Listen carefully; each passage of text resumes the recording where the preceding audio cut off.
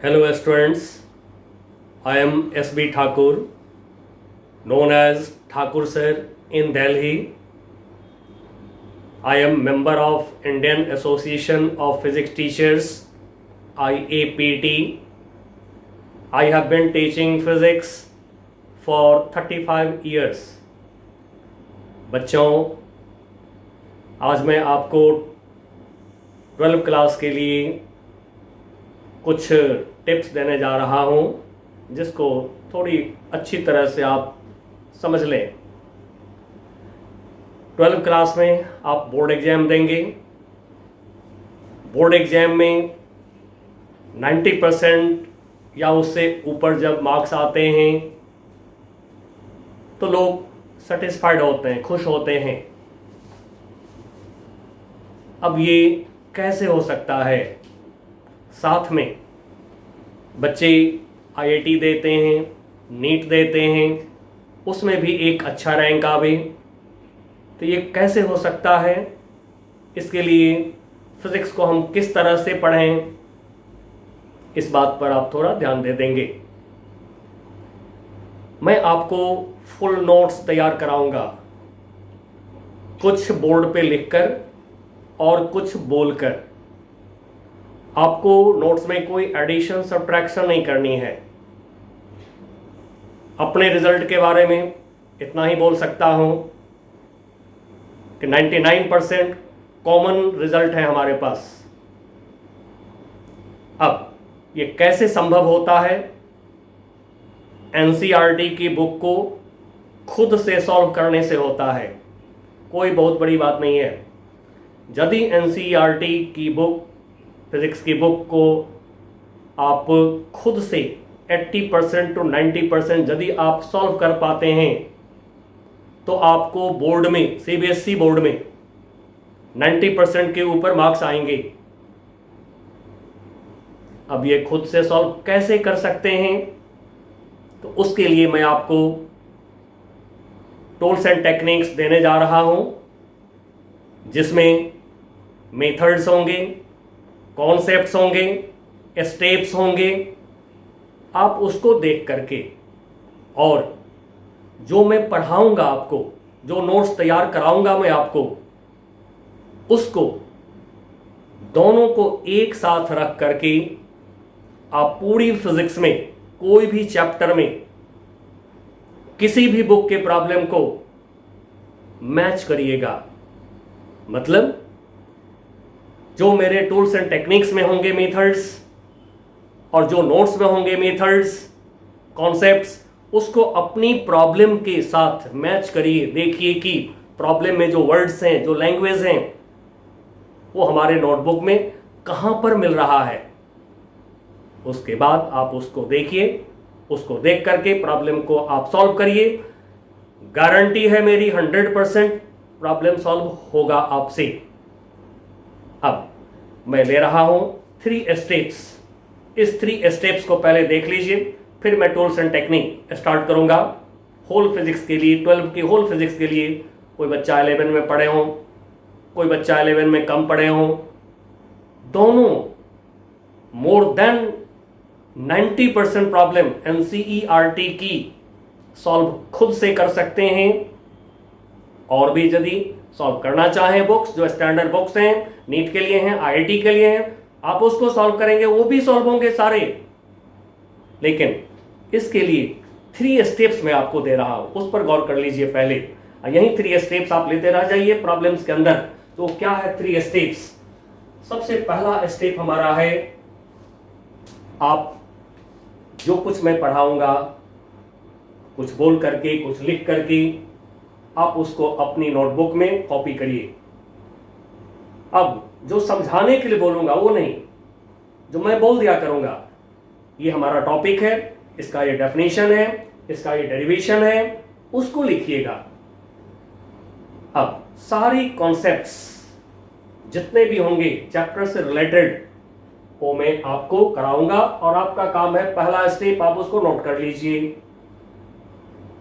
साथ में मैं कुछ टेक्निक्स, कुछ मेथड्स भी दूंगा आपको, जिससे कि आपको प्रॉब्लम करना आसान हो जाए। अब पहला स्टेप हुआ कि नोटबुक में कॉन्सेप्ट को जमा करना, लिखना, नोट्स तैयार करना।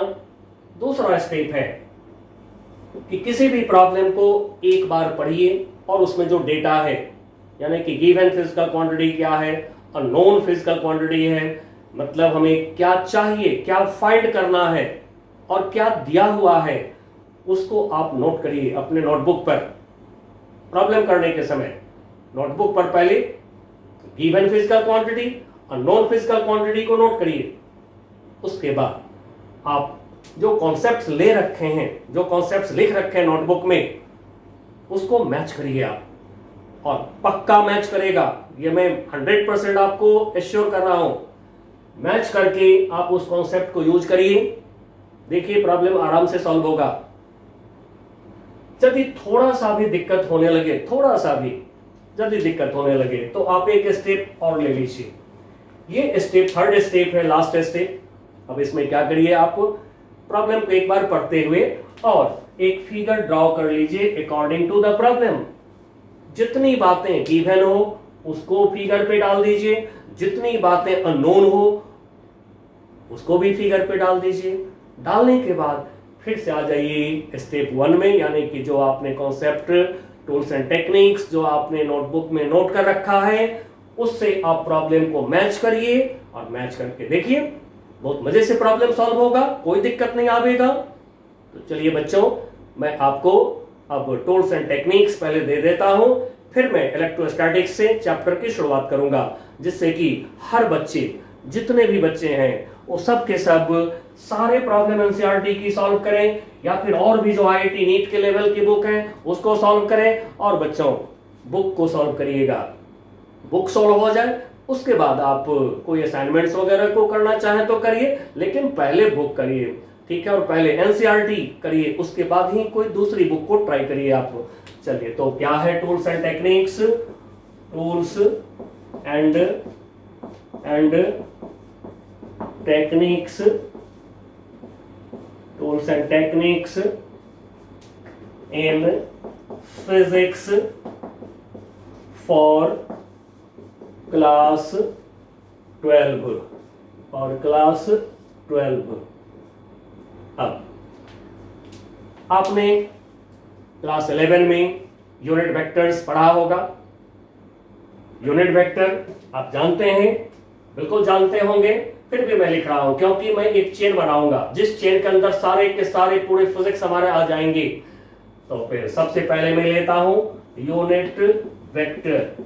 अब यूनिट वेक्टर को आप रिप्रेजेंट करते हैं कैसे?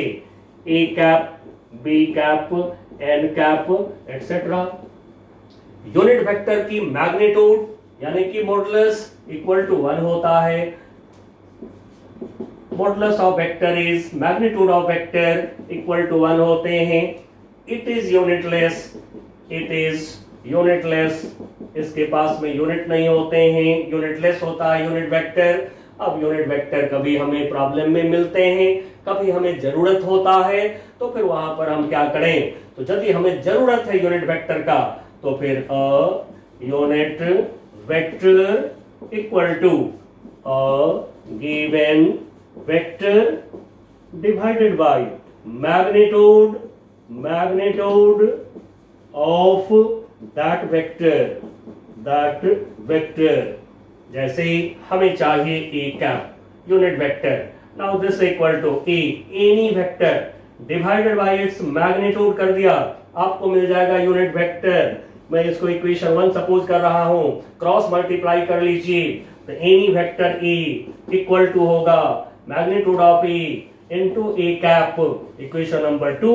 और इसको अच्छी तरह से याद रखिएगा, ये है वेक्टर राइटिंग यूनिट वेक्टर के टर्म में। इसकी मदद से बहुत ज्यादा काम करते हैं 12th क्लास के अंदर हम लोग।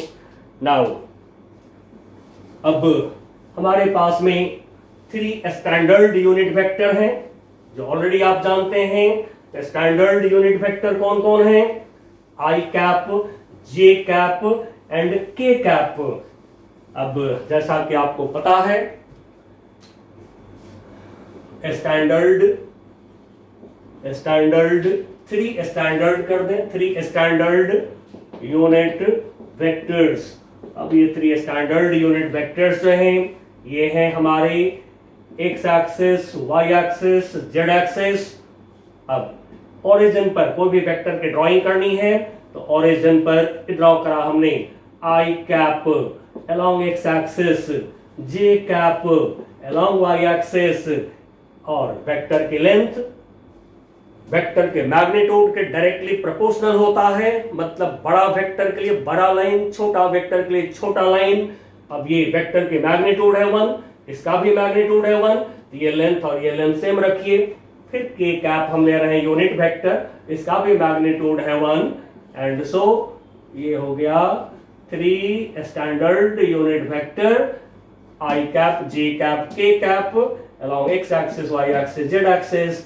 अब इनके मैग्नीट्यूड आई कैप का magnitude equal to J cap का magnitude equal to K cap का magnitude. Now modulus is magnitude of vector, this is equal to 1, सबकी वैल्यू 1 है। और बच्चों मैग्नीट्यूड ऑफ वेक्टर मॉडुलस होता है, इसलिए कभी नेगेटिव नहीं लीजिएगा इसको। And so magnitude of vector, अब मैं वेक्टर को अभी ए एज्यूम कर रहा हूं, A for any vector, this is represented by modulus of A, modulus of A और बिना एरो का ए। अब ये जो देख रहे हैं ये ओनली मैग्नीट्यूड है, एरो के साथ लिखते हैं तो फिर ये मॉडुलस ऑफ ए, ये हो गया मैग्नीट्यूड ऑफ ए। यदि आप में से बच्चों किन्हीं को डिटेल में वेक्टर जानना हो तो फिर हमारे वीडियोस यूट्यूब पे चल रहे हैं, ठीक है। 7 पार्ट्स में थ्योरी है, एग्जांपल्स हैं, और साथ में क्या है कि 8वां पार्ट है फुल न्यूमेरिकल है, ठीक है। अच्छी न्यूमेरिकल्स हैं 8वीं पार्ट में। 8 वीडियोस ऑलरेडी चल रहा है हमारा यूट्यूब पे, आप डिटेल में चाहते हैं वेक्टर तो वहां से देखिए, बहुत मजे आएंगे आपको। अब ये तो 12th क्लास है, इसलिए इसमें मैं टूल्स एंड टेक्निक के थ्रू चल रहा हूं, जिससे कि आपकी प्रॉब्लम करने की स्पीड और आपकी प्रॉब्लम करने की एबिलिटी को बढ़ा देना है, ठीक है। अब modulus of vector is positive, magnitude of vector is positive quantity.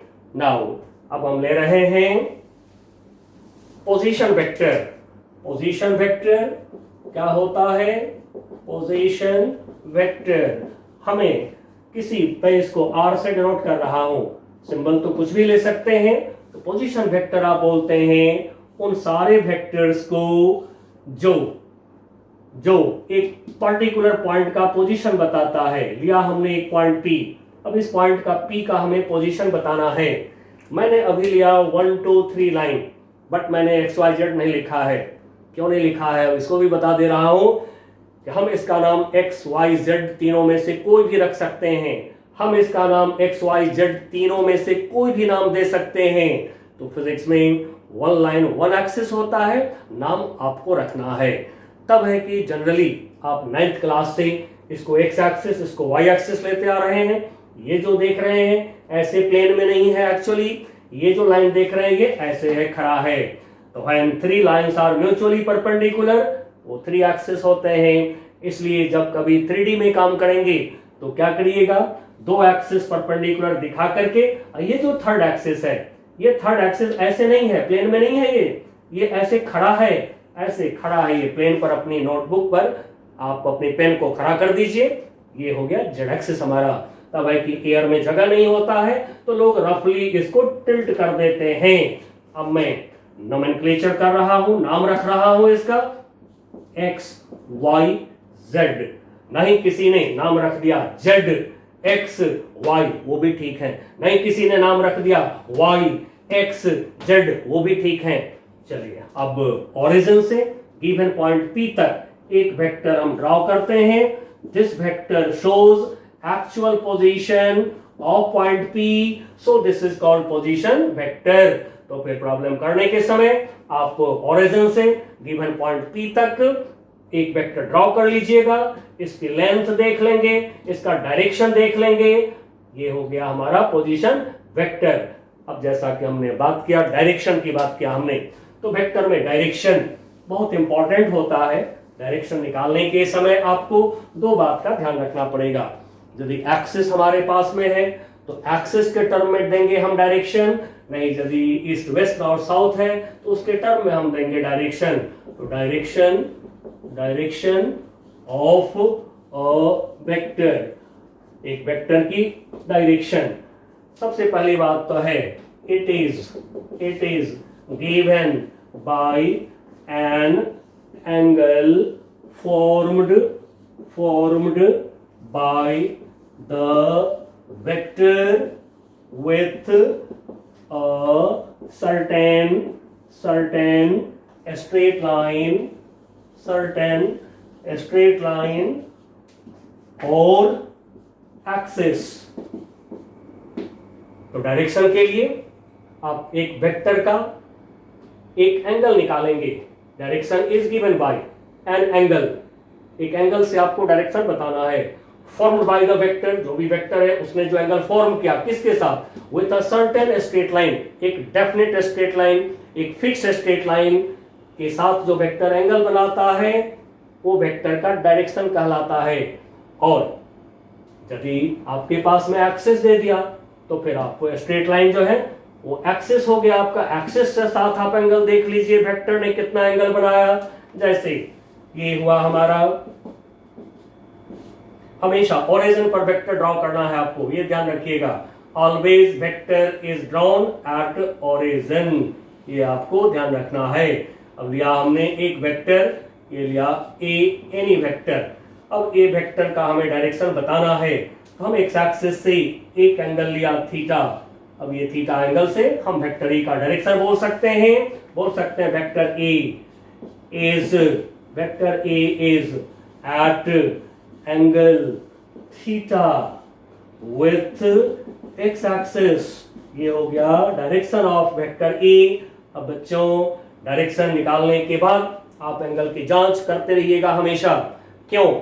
Anti clockwise जो एंगल होता है पॉजिटिव होता है, क्लॉकवाइज एंगल नेगेटिव होता है। जैसे मैं यहाँ पर एक एंगल इसको भी दिखा रहा हूं, ये एंगल मैं अल्फा ले रहा हूं। अब यदि मैं लिखता हूं vector A is at angle alpha with Y axis, तो बच्चों ये हमारा जो डायरेक्शन है इस समय अल्फा जो हमने लिख रखा है, यदि इतना छोड़ दिया हम गलत हो चुके हैं। क्यों गलत हो चुके हैं? तो ये एंगल अल्फा जो है ये क्लॉकवाइज है इस समय। कैसे जांच करते हैं एंगल का तो जान लीजिए। एक्सिस पर फिंगर रखिए, ऐसे टच करिए अपने फिंगर के टिप को, ऐसे टच करिए। थीटा एंगल निकाले हैं, थीटा एंगल ऐसे रोटेट करिए towards vector, anti clockwise rotate किए हैं। इट इज पॉजिटिव एंगल, ये सही है, ये लाइन आपका सही है, ये सही है क्योंकि थीटा पॉजिटिव लिए हैं। वहीं पर वाई एक्सिस से हमने एंगल देखा अल्फा, रखा वाई एक्सिस पर अपना फिंगर टिप ऑफ फिंगर को रखा, रोटेट किया, अल्फा एंगल क्लॉकवाइज हो गया। Clockwise angle is negative angle and so alpha is negative. और बच्चों 12th क्लास में बोर्ड है तो फिर यहाँ पर सावधानी से राइटिंग भी करनी होगी। जहां जहां पर नेगेटिव साइन आता है वहां पर आप नेगेटिव का जवाब दे दीजिए, क्योंकि जवाब यदि नेगेटिव का आप नहीं देते हैं तो वहां पर आपके मार्क्स काटे जाते हैं। एंड सो जहां जहां पर पूरे राइटिंग के दरमियान नेगेटिव आता जाए, कोई कैलकुलेशन कर रहे हैं नेगेटिव आ गया, कोई डेरिवेशन कर रहे हैं नेगेटिव आ गया, तो वहां जवाब दे दीजिए पक्का वहां पर। तो फिर यहाँ पर ये अल्फा है नेगेटिव, बट माइनस अल्फा आप नहीं लिखेंगे, ये अलाउ नहीं है हमें, माइनस अल्फा लिखने की इजाजत नहीं है हमें। तो फिर हम माइनस के बदले में वर्ड यूज कर लेंगे क्लॉकवाइज। अब मैं थोड़ा एक बार लिख भी देता हूं, बोल तो दिया हूं लेकिन फिर भी मैं लिख देता हूं। यहां पर बहुत इंपॉर्टेंट जगह पर है हम, एंटी क्लॉकवाइज एंगल ये है पॉजिटिव एंड क्लॉकवाइज एंगल ये है नेगेटिव। अब बच्चों एक बात और बोलूंगा, यदि यहां पर एक्स वाई आपके पास है तो फिर ईस्ट नॉर्थ वेस्ट साउथ के टर्म में आप डायरेक्शन नहीं दे सकते हैं। याद रखिएगा इस बात को, बहुत बच्चे क्लास 11 में ये बात नहीं जानते हैं। ठीक है, इसके जगह ईस्ट लिख दिया, ईस्ट के जगह एक्स लिख दिया, नो, बिल्कुल नहीं। फिजिक्स एंड नेचुरल साइंस, यदि आपसे कोई कहे कि आप ए का डायरेक्शन बताओ, यदि एक्सिस है तो आप एक्सिस का नाम लीजिए, with X axis with Y axis नाम लीजिए। नहीं, यदि ईस्ट वेस्ट नॉर्थ साउथ हो आपके पास तो तब ईस्ट वेस्ट नॉर्थ साउथ के टर्म में डायरेक्शन दीजिए। अब रहा कि ईस्ट वेस्ट नॉर्थ साउथ के टर्म में हम डायरेक्शन कैसे दें, तो डिटेल में जैसा कि मैंने कहा कि वेक्टर यूट्यूब पर 11 के लिए मैं डाल चुका हूं, आप वहां से देखिए। अब मैं इसको काम को आगे बढ़ाता हूं। नाउ अब फिजिक्स में आपको जहां तहां रिजल्टेंट निकालना होता है। रिजल्टेंट का मतलब sum of vector and difference of vector. अब रिजल्टेंट निकालने के लिए टू वेक्टर्स के लिए ट्रायंगल लॉ आप यूज करते हैं, पैरेललोग्राम लॉ आप यूज करते हैं। नाउ ट्रायंगल लॉ क्या कहता है? ट्रायंगल लॉ, अब मैं इसका स्टेटमेंट बोलता हूं। तो ट्रायंगल लॉ का जो स्टेटमेंट है, when head of a vector is joined with tail of second vector, then their resultant is a vector represented by the straight line drawn from tail of first vector to head of second vector। ये है triangle law हमारा। अब vector A vector B दोनों का ये resultant है, इसको लिखा हमने R. This is vector A plus vector B. अब यदि हमें पैरेललोग्राम लॉ से कहा जाए ए और बी का आप रिजल्टेंट दिखाओ, या मान लीजिए हमारी इच्छा हुई कि चलो जी दो वेक्टर है, हम इन दोनों वेक्टर का रिजल्टेंट हम पैरेललोग्राम लॉ से दिखाते हैं, निकालते हैं, कोई दिक्कत नहीं। अब आप क्या करिए कि वेक्टर ए को यहां से उठा के यहां ले जाइए। सबसे पहले तो वेक्टर की शिफ्टिंग कैसे करें? अब ये वेक्टर को एक जगह से दूसरे जगह ले जाने के लिए इसका लेंथ सेम रखना है, इसकी डायरेक्शन सेम रखनी है। अब ये वेक्टर ये भी वेक्टर ए हो गया। नाउ अब वेक्टर बी को भी यहां से यहां शिफ्ट कर रहे हैं, लाइन की length same, direction same, and so B के पैरेलल लाइन ड्रॉ कर लीजिए। पैरेलल लाइन ड्रॉ कर लिया हमने। अब पैरेलल लाइन ड्रॉ करके देन अब इसकी लेंथ कर लिया हमने सेम, इतना बड़ा लेंथ कर लिया सेम। जिधर बी का डायरेक्शन है उधर दे दिया डायरेक्शन। ये वेक्टर बी हो गया। नाउ पैरेललोग्राम लॉ कहता है, अब मैं स्टेटमेंट बोल रहा हूं, पैरेललोग्राम लॉ का स्टेटमेंट बोल रहा हूं। पैरेललोग्राम लॉ, अब यहां से देखते हुए स्टेटमेंट मैं पूरा कर रहा हूं। When two vectors are represented by two adjacent sides of a parallelogram, then their resultant is represented by the diagonal of the parallelogram drawn from meeting point of tails of two vectors। तो ये हो गया vector R, vector A plus vector B। अब vector A vector B दोनों के बीच की ये जो स्मॉलर एंगल है ये थीटा ले लीजिए। आप R का वैल्यू निकाल सकते हैं, ट्रायंगल लॉ में लेना चाहें तो वेक्टर A की डायरेक्शन के साथ थोड़ा आगे बढ़ा लीजिए। वेक्टर A की डायरेक्शन के साथ B का डायरेक्शन जो एंगल बना रहा है, this angle is theta. Now resultant का A के साथ एंगल अल्फा, रिजल्टेंट का वेक्टर A के साथ एंगल अल्फा ले लिया हमने। अब जैसा कि आप देख रहे हैं A और B दोनों का रिजल्टेंट आपको सेम दिख रहा होगा। चलिए, तो इसलिए ट्रायंगल लॉ, पैरेललोग्राम लॉ कोई भी आप यूज कर लीजिए दो वेक्टर के लिए। लेकिन फिर भी मैं थोड़ा सा यहाँ पर बोल दूंगा कि बच्चों पैरेललोग्राम लॉ से प्रॉब्लम करना आपको आसान लगेगा, इसलिए आप पैरेललोग्राम लॉ ज्यादा यूज करिएगा प्रॉब्लम में। तो अब R का magnitude R equal to under root of A square plus B square plus 2ab cos theta. Now direction के लिए आप अल्फा निकाल लीजिएगा। अल्फा के लिए tan अल्फा का फॉर्मूला जो वेक्टर में आप देखें क्लास 11 में, tan alpha equal to B sine theta upon A plus B cos theta.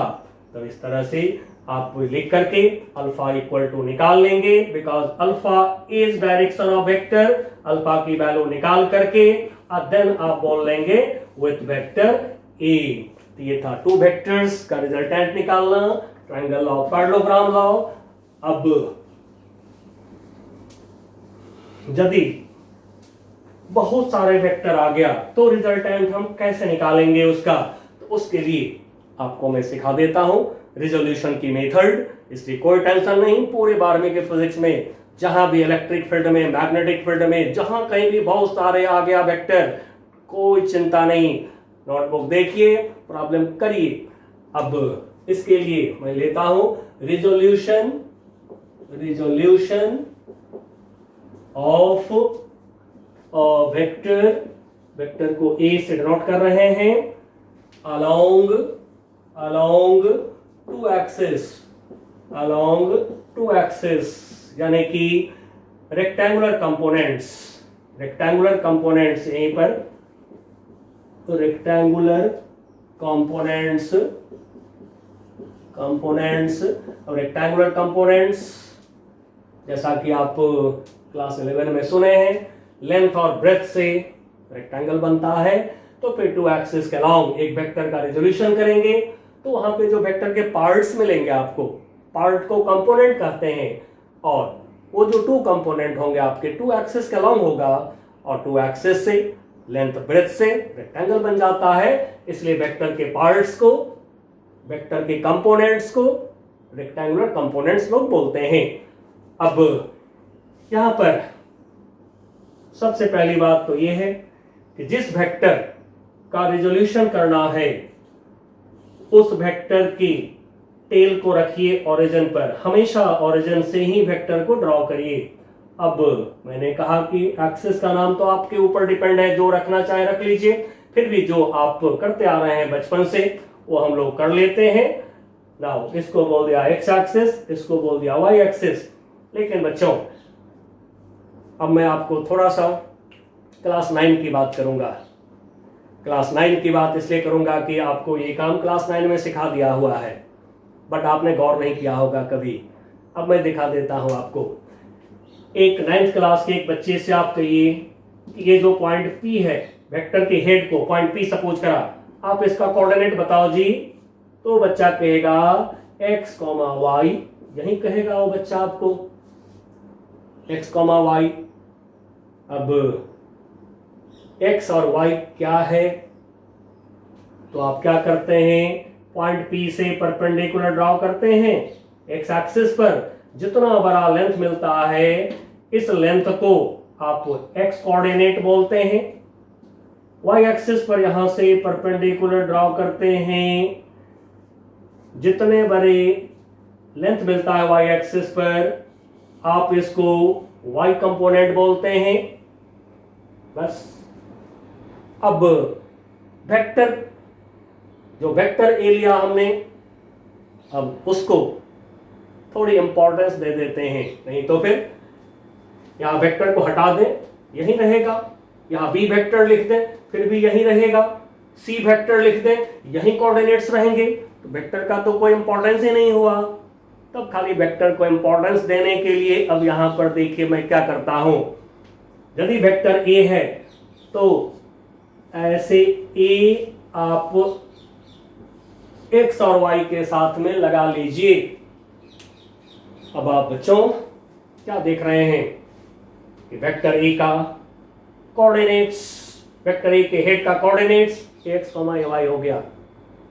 यही जो एक्स, वाई है आपके सामने, एक्स और वाई जो आपके सामने है, यह है scalar components of vector A, क्योंकि कोऑर्डिनेट्स स्केलर होते हैं। तो these are scalar components of vector A. पहचान लीजिए। इस रेजोल्यूशन पर आपके 12th क्लास में अप्रोक्सीमेटली 70% प्रॉब्लम है इसी पर। पहचान लीजिए अच्छी तरह से इसको। अब ए एक्स और ए वाई की वैल्यू चाहिए, ट्रिग्नोमेट्री की मदद ले लीजिए। ये एंगल ले लिया हमने थीटा, ट्रिग्नोमेट्री की हेल्प लेकर के आराम से आप ए एक्स ए वाई निकाल सकते हैं। तो ए एक्स ए वाई की वैल्यू अब हम निकाल लेते हैं, लेकिन थोड़ा सा नोमेनक्लेचर इसका मैं कर देता हूं जिससे कि आपको कभी दिक्कत ना हो। तो ये है ओ ए को ए एक्स बोले हैं और ए एक्स को बोलते हैं scalar x component of vector A, and वहीं पर ओ बी को ए वाई लिखे हैं, इसको बोलते हैं scalar Y component of vector A. अब यहां से ए एक्स ए वाई की हम वैल्यू निकालते हैं। हाँ, एक बात और मैं लिख ही देता हूं, ए एक्स कॉमा ए वाई ये वेक्टर ए के हेड का कोऑर्डिनेट है, जैसा कि आप देख रहे हैं कि वेक्टर हेड का जो पॉइंट पी का जो कोऑर्डिनेट है ए एक्स कॉमा ए वाई, तो ये है coordinates of head of vector ए, मतलब कोऑर्डिनेट्स आर स्केलर कंपोनेंट्स। पहचान लीजिए, कभी नहीं भुलाएगा ये आपको, और ये आपके 70% प्रॉब्लम को सॉल्व करेगा आपके 12वीं के फिजिक्स में। नाउ अब हमें ए एक्स ए वाई की वैल्यू चाहिए, हर बच्चा निकाल लेगा 12 का बच्चा, क्योंकि अब यहां से साइन थीटा लीजिएगा, एंगल के सामने परपेंडिकुलर कॉस थीटा लीजिएगा, तो फिर एंगल के बगल में या कहिए जिस पे परपेंडिकुलर खड़ा है ये बेस हो गया, निकल जाएगा वैल्यू। तो फिर मैं O A P right angle triangle में, in right angle triangle O A P, इस राइट एंगल ट्राइंगल में लिया हमने cos theta base upon hypotenuse A X upon A. Now A X equal to A cos theta निकल गया। Now इसको मैं equation 1 का नाम दे रहा हूं, इस टॉपिक का इक्वेशन 1। फिर साइन थीटा ले लें, साइन थीटा इक्वल टू ये ए वाई है, A Y upon A. Now cross multiply लें, तो फिर A Y equal to A sine theta, इसको इक्वेशन 2 बोल रहा हूं। अब बच्चों यहीं पर अब थोड़ा सा एक बात आपको मैं अब टेक्निक की बात कर रहा हूं, जैसा कि मैंने बोला है कॉन्सेप्ट होगा, टेक्निक्स होंगे, मेथड्स होंगे। तो अब गौर कर लीजिए, टेक्निक की बात जो मैं कर रहा हूं आपसे वो क्या है। फिजिक्स में जैसा कि मैंने कहा कि एक्सेस का नाम तो एक्स वाई जेड कुछ भी रख सकता है, कोई प्रॉब्लम में आपको ये एक्स का वाई भी कोई दे देगा, आपको वाई की जगह जेड दे देगा आपको। तो फिर वहां पर हम जब भी लर्न कर लीजिए, क्लास 11 में अक्सर बच्चे को लर्न करते मैंने देखा है, तो ये साइन थीटा करके लर्न कर लेते हैं बच्चे। तो बच्चों मैं कहूंगा कि ऐसे लर्न मत करिए। हाँ, लर्न तो करना पड़ता है, लेकिन ऐसे लर्न मत करिए। कैसे लर्न करिए वो सिखा देता हूं आपको। ए कॉस थीटा हमारा एक कोऑर्डिनेट है, ए साइन थीटा हमारा दूसरा कोऑर्डिनेट है, देख लीजिए।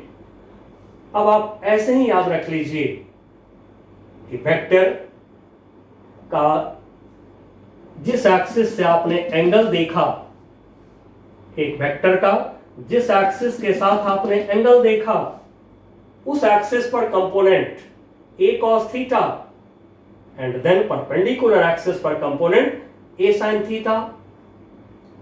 दूसरा भी मैं टेक्निक बोलता हूं, जो अच्छा लगे उसको अपना याद रखिएगा। दूसरा टेक्निक होता है कि वेक्टर जो एंगल फॉर्म कर रहा है, एंगल के सामने का जो साइड है ए साइन थीटा। क्यों? एंगल के सामने कौन होता है? परपेंडिकुलर। तो एंगल के सामने वाला जो कंपोनेंट है वो ए साइन थीटा हो गया। तो फिर हमारा दूसरे साइड पर, बेस वाली साइड पर जो कंपोनेंट हो गया, बेस का रिश्ता किससे है? कॉस से है। तो फिर इस साइड पर कंपोनेंट हो गया हमारा ए कॉस थीटा। ऐसे याद रख लीजिए, कभी गलती नहीं होगा। अब ये सब बातें तो बुक में लिखा नहीं होता है, ये तो जो टीचर्स पढ़ाते आ रहे हैं, एक्सपीरियंस टीचर्स हैं, वही ये सब टेक्निक सिखाते हैं अपने बच्चों को, जिससे कि बच्चे ज्यादा प्रॉब्लम सॉल्व करते हैं। चलिए इसी तरह से आगे पूरे फिजिक्स में टेक्निक्स में दूंगा आपको। Physics is not difficult subject, it is natural science. अब ये दोनों निकाला हमने, अब इसकी वेक्टर राइटिंग थोड़ा कर लेते हैं। ऐसे तो आप सीखे हैं क्लास 11 में, फिर भी थोड़ा कर लेते हैं। जो अभी हम लोगों ने लिखा था vector E equal to magnitude of E A cap, अब यही राइटिंग में कर रहा हूं। तो AX पर एरो दिया हमने, तो फिर हम AX की मैग्नीट्यूड लेंगे और इसके डायरेक्शन में यूनिट वेक्टर लेंगे। ये यूनिट वेक्टर एक्स एक्सिस का आई कैप है, आई कैप लगा दिया। उसी तरह से AY वेक्टर यदि हम लेते हैं तो AY का मैग्नीट्यूड वाई एक्सिस का long unit vector J cap है, लगा दिया J कैप। अब इन दोनों कंपोनेंट्स को, ये जो दोनों कंपोनेंट्स हैं इनको कहते हैं vector components of A vector A का, ये दोनों हो गया वेक्टर कंपोनेंट्स। अब फिगर पे मैं दिखा रहा हूं AX वेक्टर, ये हो गया, ऊपर लिखता हूं AX वेक्टर, ये हो गया हमारा AY वेक्टर, और OAPB पैरेललोग्राम रेक्टेंगल, इसमें क्या देख रहे हैं AX वेक्टर AY वेक्टर, दोनों के टेल यहां मिले हुए हैं। तो फिर यहां से जो डायगोनल होगा बाय पैरेललोग्राम लॉ, इन दोनों वेक्टर का रिजल्टेंट होगा। And so by parallelogram law vector A is equal to AX plus AY, इसके जगह पर ये लिख रहे हैं AX I cap plus AY J cap. अब ये हो गया हमारा writing of vector in terms of unit vectors, इसको मैं इक्वेशन 3 बोल रहा हूं। अब यदि हमें AX AY मालूम है, यदि ये दोनों प्रॉब्लम में दे दिया कभी, तो फिर आप आराम से एक्स एक्सिस पर जो लेंथ है आई कैप, वाई एक्सिस पर जो लेंथ है जे कैप से मल्टीप्लाई करके ऐड कर दीजिए, आपको मिल जाएगा वेक्टर जिसके ये दोनों कंपोनेंट है। अब ये दे करके यदि हमसे पूछता है कि वेक्टर ए को फाइंड करो, तो फिर हम वहां पर कैसे निकालेंगे, जैसे प्रोजेक्टाइल मोशन में देखे होंगे, 2D मोशन में देखे होंगे। तो फिर यहां पर से हम लिख सकते हैं वेक्टर ए का मैग्नीट्यूड अंडर रूट ऑफ इस राइट एंगल ट्राइंगल में OP equal to under root OA square plus AP square, and so A equal to under root AX square plus AY square. Magnitude निकल गया vector A का, इसको मैं equation 4 बोल रहा हूं।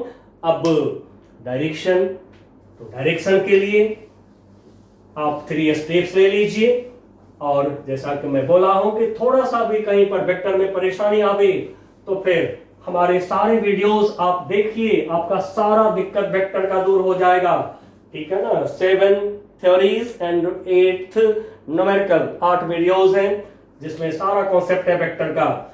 नाउ अब यहां से हम डायरेक्शन की बात करते हैं कि direction of vector A using AX and AY, इसको देख करके डायरेक्शन निकालना है। कैसे, इसमें 3 स्टेप्स ले लीजिए। नंबर 1, फर्स्ट स्टेप, ये AX और AY क्या है, वेक्टर के हेड का कोऑर्डिनेट है। कोऑर्डिनेट्स को देख करके आप क्वाड्रेंट का पता लगा लीजिए। क्वाड्रेंट के लिए जैसा कि आपको ऑलरेडी पता है, ठीक है, फर्स्ट क्वाड्रेंट में यदि हमारा वेक्टर का हेड है, ये हो गया x y minus x minus y, यदि फर्स्ट क्वाड्रेंट में वेक्टर का हेड है पॉइंट P, तो फिर इसके कोऑर्डिनेट क्या होते हैं, x positive y negative, y positive, x positive, y positive, दोनों पॉजिटिव, x y। यदि सेकंड क्वाड्रेंट में, इसको मैं फर्स्ट क्वाड्रेंट, इसको सेकंड क्वाड्रेंट बोला।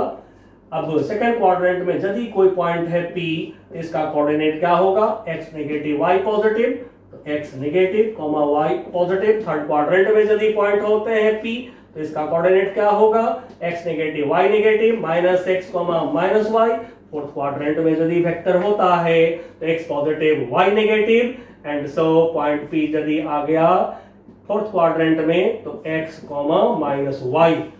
क्वाड्रेंट देखिए पहले एक्स या वाई को देख करके, और देन उसके बाद दूसरा स्टेप लीजिए। सेकंड स्टेप में वेक्टर को उस क्वाड्रेंट में ड्रॉ करिए, जिस क्वाड्रेंट में आपको दिखाई पड़ा वेक्टर, उस क्वाड्रेंट में ओरिजिन पर पहले वेक्टर को ड्रॉ करिए। ड्रॉ कर दिया, ड्रॉ करने के बाद वेक्टर का किसी एक एक्सिस से एंगल निकालिए। मान लीजिए कि हमने एक्स एक्सिस से एंगल निकालना चाहा, तो वेक्टर के हेड से परपेंडिकुलर ड्रॉ करेंगे। एक्स एक्सिस पर लेंथ ए एक्स, वाई एक्सिस पर लेंथ हो गया ए वाई। नाउ यहां से आप कोई भी ट्रिग्नोमेट्रिक आइडेंटिटी ले सकते हैं। मैं tan ले रहा हूं, tan theta equal to A Y upon A X, A Y upon A X. अब यहां से थीटा इक्वल टू निकाल लीजिए। निकालने के बाद एक्स एक्सिस से निकाले हैं तो लिख देंगे विथ एक्स एक्सिस, और निकालने के बाद एक बार जांच कर लेंगे। क्या जांच कर लेंगे? एंगल यदि एंटी क्लॉकवाइज है पॉजिटिव है, नहीं यदि कहीं एंगल आपका क्लॉकवाइज हो गया नेगेटिव है। नेगेटिव एंगल यदि है तो फिर आप वहां पर एंगल में माइनस मत लगाएंगे, आप वहां पर कॉमा दे करके लिख देंगे क्लॉकवाइज। बस एकदम डायरेक्शन आपका सही रहेगा। अब यहां पर मैं एक हिंट की बात कर रहा हूं, हिंट की बात कर रहा हूं, कोई कॉन्सेप्ट की बात नहीं। एक ऑब्जर्वेशन के बेसिस पर मैं हिंट दूंगा आपको हमेशा प्रॉब्लम को इजी करने के लिए। That will be technique. तो अब टेक्निक की बात कर रहा हूं। जब क्वाड्रेंट आपने देख लिया, वेक्टर के ड्राइंग कर लिया, तो फिर अब ट्रिग्नोमेट्री को यूज कर रहे हैं हम लोग। ट्रिग्नोमेट्री कहता है ट्रायंगल के किसी भी साइड का लेंथ नेगेटिव नहीं होता है। तो फिर आप क्या करिए, ये लेने के समय यदि इसमें से किसी में कोई नेगेटिव हो तो नेगेटिव साइन को फेंक दीजिए। आपका एंगल जल्दी निकलेगा और सही निकलेगा। ठीक है, क्या कहा हमने कि ट्रिग्नोमेट्री में ट्रायंगल के किसी साइड के लेंथ आप नेगेटिव नहीं लेते हैं, एंड सो जब ट्रिग्नोमेट्री यूज करिए तो वहां पर नेगेटिव साइन यदि दोनों में हो, किसी में हो, तो उसको फेंक दीजिए। यही मैंने बोला है, इससे आपको जल्दी प्रॉब्लम सॉल्व होगा और दिक्कत भी नहीं होगा। अब बच्चों, इसको जानने के बाद अब आप फ्री हो रहे हैं। एनी नंबर ऑफ वेक्टर का आप रिजल्टेंट निकाल सकते हैं। कैसे दिखा देता हूं, 3 स्टेप्स लेंगे, सारे जो है आपको रिजल्टेंट वाला प्रॉब्लम सॉल्व हो जाएगा। अब वो 3 स्टेप्स मैं आपको बता रहा हूं। चलिए, अब हमारा टारगेट है to find resultant of a large number of, या एनी नंबर ऑफ बोलिए, of a large number of vectors.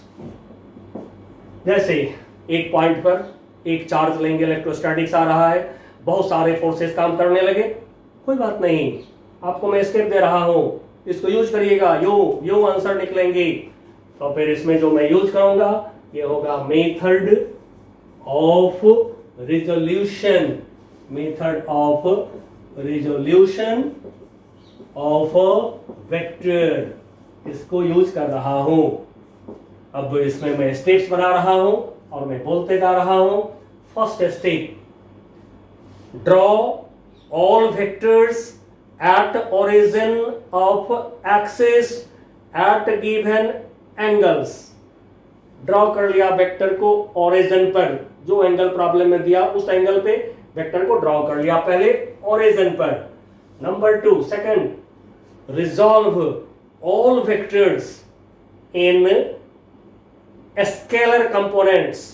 Scalar components जैसा कि हमने देखा, जिस लाइन से वेक्टर का आप एंगल देखेंगे उस लाइन पर स्केलर कंपोनेंट ले लेंगे हम a cos थीटा, और फिर परपेंडिकुलर जो लाइन होगा यानी एंगल के सामने वाला जो लाइन होगा उस लाइन पर हम कंपोनेंट ले लेंगे a sin थीटा। सारे वेक्टर को फटाफट बिना इंतजार किए हुए फिगर थोड़ा बड़ा ले लीजिएगा, अच्छा रहेगा। ठीक है ना, बुक के तरह अलग अलग करके रिजोल्यूशन लिखिएगा, टाइम बहुत लगेगा, इसलिए फिगर का साइज बढ़ा लीजिए और फिगर पर ही लिख लीजिए। अब मैं दिखा भी दूंगा एक आपको करके अभी। तब ये रिजोल्यूशन कर लिया सारे वेक्टर का, और देन उसके बाद में थर्ड स्टेप लीजिए। सपोज रिजल्टेंट हमारा है आर सपोज कर लिया रिजल्टेंट को, देन आर एक्स रिजल्टेंट का X component, this equal to sum of X components, sum of X components of all vectors and फिर R Y component of resultant, this is equal to sum of y components of all vectors। अब बच्चों example आप अच्छा होगा कि आप जो video हमारा ऑलरेडी चल रहा है 11th क्लास का, आप उसमें से देख लीजिए, क्योंकि मैं जल्दी से इस टूल्स एंड टेक्निक को आगे बढ़ा के और 12 का इलेक्ट्रोस्टैटिक्स जल्दी से मैं स्टार्ट करना चाह रहा हूँ। चलिए, तो आप एग्जांपल के लिए देख लीजिए, ये सेम हेडिंग से हमारा जो है टॉपिक है resolution of a vector in 2 dimension. ये आप देख करके और एग्जांपल इसके ठीक ऐसे स्टेप्स होगा वहां पर भी और एग्जांपल होगा, उसको आप देख लीजिए, ठीक है, मेरे वीडियो में 11th क्लास की वीडियो में। नाउ अब यहां के बाद थोड़ी सी मैं डॉट प्रोडक्ट क्रॉस प्रोडक्ट की बात कर लेता हूं आपसे।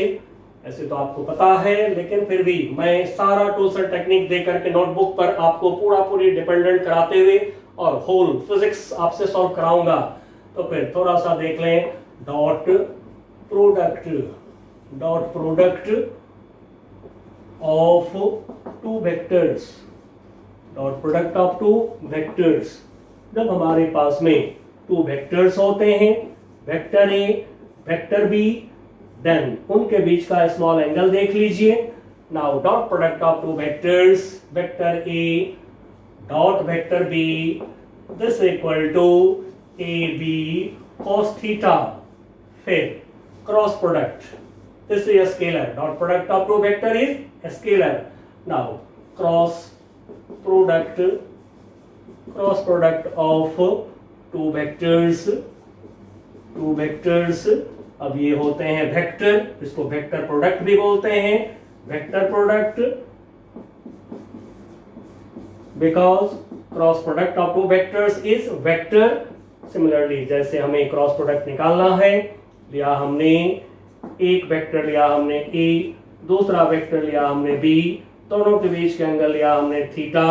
Now vector A cross vector B, अब ये एक वेक्टर है, इसका मैग्नीट्यूड पहले हम लेंगे, ए का मैग्नीट्यूड बी का मैग्नीट्यूड साइन थीटा, ये लिया हमने magnitude of vector A cross vector B, modulus of vector is magnitude, और ये एक वेक्टर है।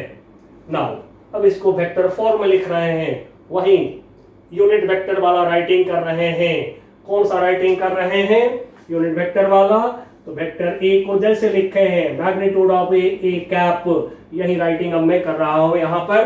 तो vector A cross vector B, now this equal to, पहले इसका मैग्नीट्यूड लेंगे हम, तो मैग्नीट्यूड लिया ए बी साइन थीटा, और इसके डायरेक्शन में यूनिट वेक्टर से मल्टीप्लाई कर रहे हैं, उसको मैंने एन कैप बोल दिया। नाउ ये मैग्नीट्यूड हो गया क्रॉस प्रोडक्ट ऑफ 2 वेक्टर का, ये क्रॉस प्रोडक्ट ऑफ 2 वेक्टर हो गया।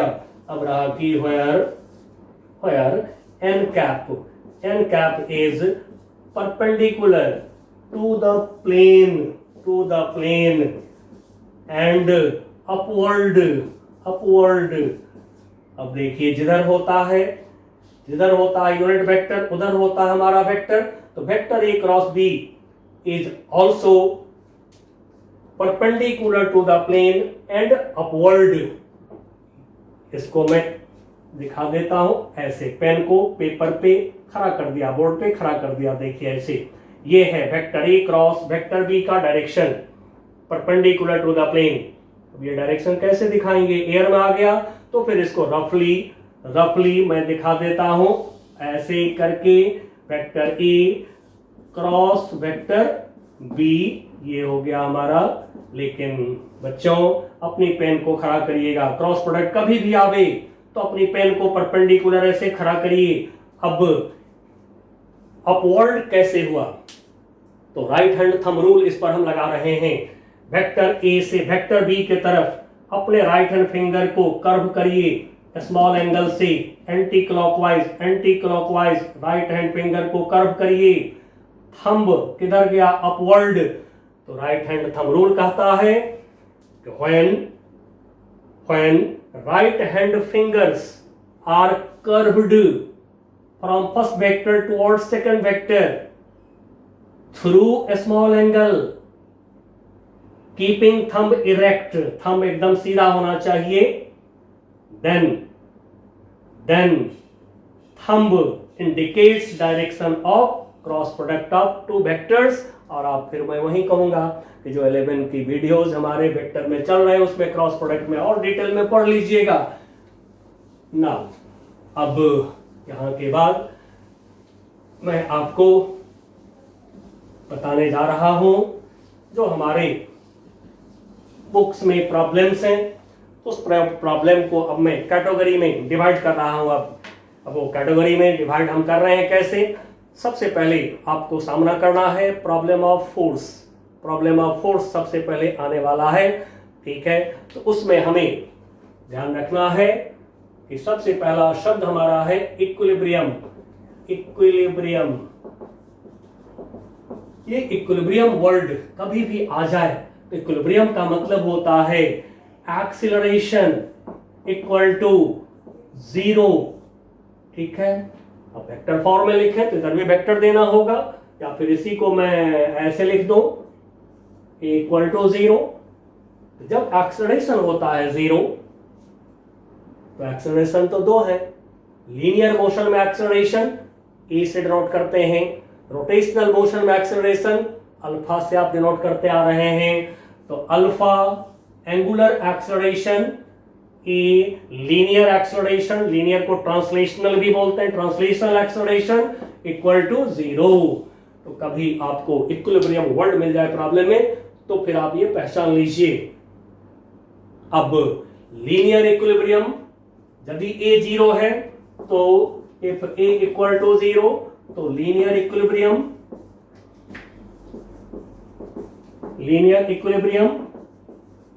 अब लीनियर इक्विलिब्रियम में मतलब कि वन स्ट्रेट लाइन के अलोंग इक्विलिब्रियम में है ऑब्जेक्ट। अब यहां पर हम कौन सा इक्वेशन फॉर्म करें इसकी बात हम बाद में करेंगे, पहले पहचान लीजिए। इफ अल्फा इक्वल टू 0 तो इसी को बोलते हैं रोटेशनल इक्विलिब्रियम। रोटेशनल मोशन में इक्विलिब्रियम, और इक्विलिब्रियम 2 तरह के हैं, इसकी जांच भी करना पड़ेगा। कभी कभी आपको स्टेबल इक्विलिब्रियम और अनस्टेबल इक्विलिब्रियम, ठीक है। तो स्टेबल इक्विलिब्रियम, अनस्टेबल इक्विलिब्रियम क्या होता है? स्टेबल इक्विलिब्रियम कोई भी बॉडी है, उस बॉडी को आप थोड़ी सी जर्क दे दीजिए। जैसे सपोज ये कोई फनेल है, ये फनेल है। अब ये फनेल जो है ग्राउंड पर ऐसे रखा हुआ है, आप इसको स्मॉल जर्क दीजिए, ऐसे स्मॉल जर्क दे दें और छोड़ दें, ये ऐसे थोड़ा सा स्मॉल जर्क ऐसे देके छोड़ दीजिए। यदि वापस आ गया अपने जगह पे तो इसको कहते हैं स्टेबल इक्विलिब्रियम। और यदि वापस नहीं आवेगा, यदि ये गिर गया लौट के यदि नहीं आवेगा तो तब कहते हैं अनस्टेबल इक्विलिब्रियम। किसी भी बॉडी में चार्ज हो, मैग्नेट हो, कुछ भी होगा, उसको थोड़ा ऐसे जर्क दे दीजिएगा, यदि लौट के आ गया तो समझ जाइए स्टेबल इक्विलिब्रियम में है। और यदि नहीं आया लौट के तो अनस्टेबल इक्विलिब्रियम। अनस्टेबल इक्विलिब्रियम का मैं यहां पर फिगर देता हूं आपको। इसी फनेल को यदि कोई उलट के रख दिया, स्टेम पे रख दिया ऐसे, ये हो गया हमारा ग्राउंड। अब ये फनेल को उलट के रख दिया हमने। अब जरा सा इसको जर्क देकर देखिए क्या होता है। यदि आपने इसको ऐसे जर्क दिया तो ये गिर जाएगा, लौट करके फिर स्टेम पे खड़ा नहीं होगा कभी, तो फिर ये लौट के नहीं आवेगा अपनी जगह पे यदि जर्क दे दिए तो। इसलिए इस तरह के इक्विलिब्रियम का नाम रखा गया है अनस्टेबल इक्विलिब्रियम। जैसे चार्ज होगा, थोड़ा छोड़ के देख लेंगे, जर्क दे के देख लेंगे, लौट गया चार्ज अपनी जगह पे, ठीक है, आगे डाइपोल पढ़ेंगे। लौट गया डाइपोल अपनी जगह पे, जर्क दे दिया थोड़ा, डाइपोल को ऐसे हिला दिया, लौट गया अपनी जगह पे, तो स्टेबल इक्विलिब्रियम। नहीं लौट के आया अपनी जगह पे, अनस्टेबल इक्विलिब्रियम। आराम से आप जांच कर सकते हैं बच्चों। चलिए, तो ये था इक्विलिब्रियम। अब यहां से हम फोर्स की प्रॉब्लम को सबसे पहले 2 टाइप्स में डिवाइड करेंगे, क्योंकि फोर्स है तो संसार है। फोर्स लगने से मोशन होता है, फोर्स लगने से मोशन को रोका जाता है, तो फोर्स पर ही सब कुछ डिपेंडेंट है हमारा। तो अब आइए लेते हैं 2 types of problem of force. 2 types of problems of force. अब सबसे ज्यादा नजर इस पे रखिएगा बच्चों। अब इसको मैं टाइप 1 करता हूं, आप अच्छे से इसको मार्क करके रखिएगा। सबसे ज्यादा इसका यूज है आपके 12th फिजिक्स में। टाइप 1 में if mass of objects are not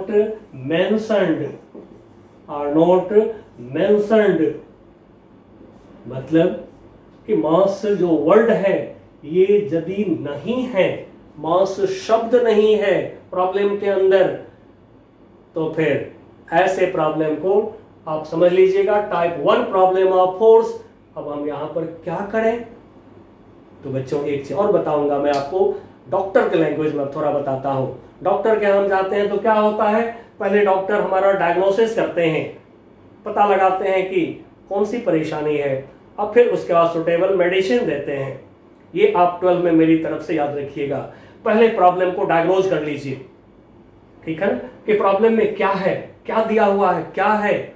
उसके बाद जो है सुटेबल मेथड, सुटेबल मेडिसिन आप लगा लीजिए। आपके नोटबुक में अवेलेबल है सारी चीज, आप लगा लीजिएगा। तो यदि मास नहीं है ऑब्जेक्ट का, नॉट मेंशन्ड, टाइप 1 प्रॉब्लम हो गया। अब इसको सॉल्व करने के लिए टू सॉल्व, अब मैं लिख देता हूं, सॉल्व करने के लिए क्या करिए, फाइंड। अब ये फाइंड के आगे मैं बोल रहा हूं, find resultant of all the forces on the object using method of resolution of vectors. जैसे अभी सिखाया था इससे पहले, method of resolution, R X R Y निकाला, आर निकल जाते हैं, उसको यूज करिएगा, निकल जाएगा आपको result. Now type 2, type second.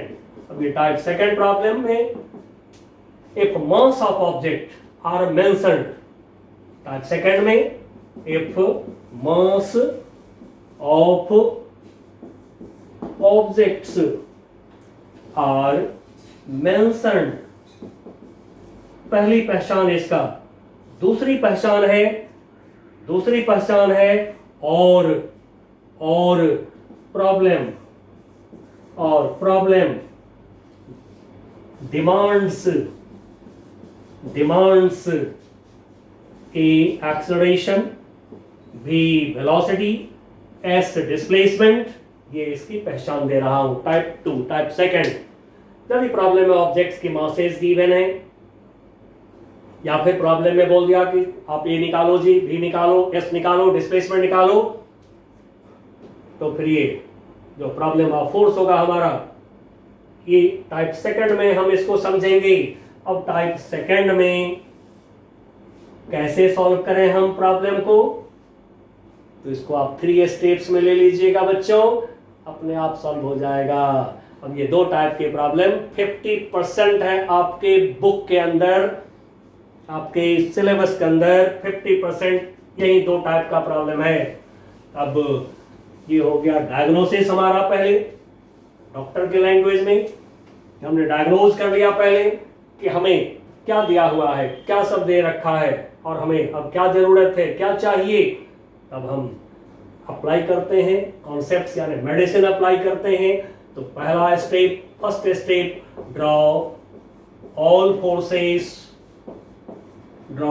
Forces on the given object, on the given object. Given object मतलब जिस ऑब्जेक्ट का आपको डिमांड कर रहा हो ये प्रॉपर्टीज, उस ऑब्जेक्ट पर आप फोर्स को ड्रॉ कर लीजिए, दिखा लीजिए। फोर्स वेक्टर है, वेक्टर की तरह दिखा लीजिए। दिखाने के बाद नंबर 2 सेकेंड स्टेप, अब हम ले रहे हैं resolve. Resolve all forces, resolve all forces. अब रिजॉल्व जो करना है तो फिर वहां पर रिजोल्यूशन जो हमारा होगा वो कंपोनेंट्स में जो हम करेंगे रिजोल्यूशन वो होगा a cos theta a sin theta. ये हो गया। जिस लाइन से वेक्टर का फोर्स का आप एंगल देखेंगे उस लाइन पर आप लेंगे a cos थीटा, फोर्स है F तो F cos थीटा। फिर परपेंडिकुलर लाइन पर आप लेंगे a sin थीटा, फोर्स है F तो आप लेंगे F sin थीटा। अब रहा कि यहां पर कौन सी लाइन के अलाउंग हम फोर्स को रिजॉल्व करें, तो यहां पे मैं थोड़ा और क्लियर कर देता हूं जिससे आपको बिल्कुल इजी हो जाएगा फोर्स का सारा प्रॉब्लम। तो फिर रिजॉल्व, इसी सेकंड स्टेप पे resolve all forces. All forces number 1 पहला step along line of motion. अब बच्चों लाइन ऑफ मोशन क्या होता है? जिस लाइन के अलाउंग, जिस स्ट्रेट लाइन के अलाउंग कोई चलता है ऑब्जेक्ट या चलने की कोशिश करता है object, that is line of motion. ये लिया आपने पहला एक्सिस, फोर्स के रिजोल्यूशन के लिए ये पहला एक्सिस हो गया। एंड सेकंड लीजिए along, along perpendicular to the line of motion. ये हो गया 2 स्टेप्स। अब हम लेते हैं थर्ड स्टेप। थर्ड स्टेप ले रहे हैं, third step. Now third step में ये फर्स्ट स्टेप, ये सेकंड स्टेप, ये थर्ड स्टेप में अब हम क्या करें? तो थर्ड स्टेप में मैं 2 इक्वेशन आपको बना के देता हूं। Find, find resultant, find resultant force on each object, on each object and equal to, इसको कर लीजिए m into a। ये इक्वेशन 1 तैयार होगा। अब देखिए यहां पर हमने क्या यूज करा है, second Newton second law of motion को यूज करा है हमने, और कुछ भी नहीं किया है। Find resultant force on each object और इसको करिए m into a।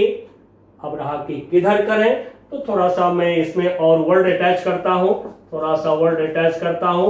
Along line of motion, along, along line of motion, motion के लाइन के अलोंग। ये काम आप पहले कर लीजिए। उसके बाद फिर सेकंड ले लीजिए। Find, find resultant, find resultant force on each object, each object along, along। अब ये सेकंड वाला ले रहे हैं perpendicular, perpendicular to the line, to the line of motion. अब ये फाइंड करके equal to m into a कर लीजिए। ये हो गया आपका सेकंड इक्वेशन।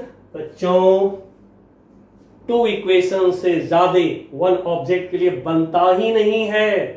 एंड सो ये 3 स्टेप लेने पर आपके सारे प्रॉब्लम सॉल्व हो जाएंगे। एक भी ऐसा प्रॉब्लम नहीं है जो सॉल्व नहीं होगा। कॉन्फिडेंस अब दे रहा हूं मैं आपको, बिल्कुल बोल्ड होकर के सॉल्व करिएगा फोर्स की प्रॉब्लम को। और फोर्स की प्रॉब्लम मोर देन 50% है 12वीं के बुक में। एंड सो आपको फ्री कर रहा हूं, दोनों लाइन पर बारी बारी से इक्वेशन फॉर्म कर लीजिए और रिजल्टेंट फोर्स निकालना है। तो जैसा कि आप पढ़े हैं, या नहीं तो फिर मैं बार बार बोल रहा हूं कि थोड़ा वेक्टर देख लीजिएगा 11th वाला जो यूट्यूब पर मैं डाल रखा हूं। तो उसमें होता क्या है कि जैसे 2 वेक्टर सेम डायरेक्शन में हैं तो रिजल्टेंट क्या करते हैं, R equal to A plus B. 2 vector A और बी सेम डायरेक्शन में है तो आर की मैग्नीट्यूड आप क्या करते हैं, ए का मैग्नीट्यूड प्लस बी का मैग्नीट्यूड। यदि टू वेक्टर अपोजिट डायरेक्शन में है ए और बी, तो आर का मैग्नीट्यूड क्या करते हैं, ए का मैग्नीट्यूड माइनस बी का magnitude.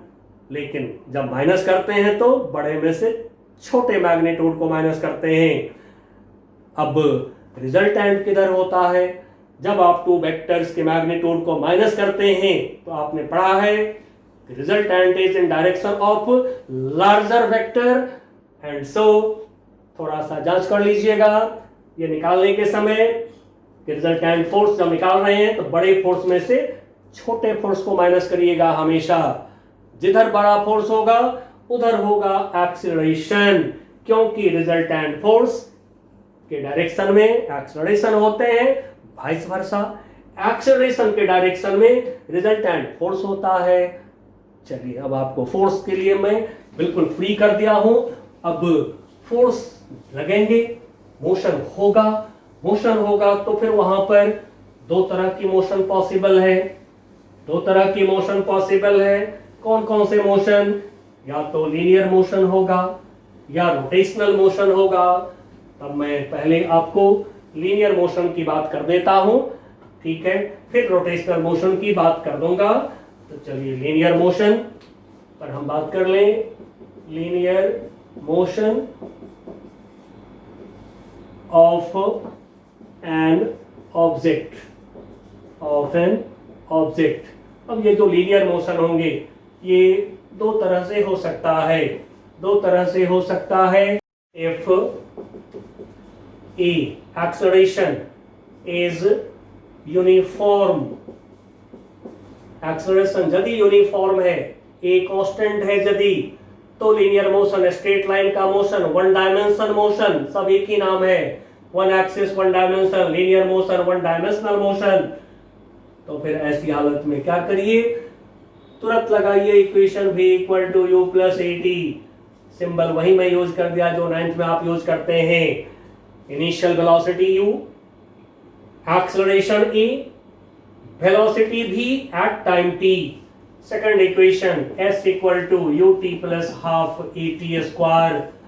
s is displacement in time t, t time में s displacement, v square equal to u square plus 2as। ये 3 इक्वेशन यूज करिए। लेकिन अब यूज करने के लिए मैं आपको हिंट कर देता हूं, इन इक्वेशन को यूज करने के लिए क्या करिए, take origin O at starting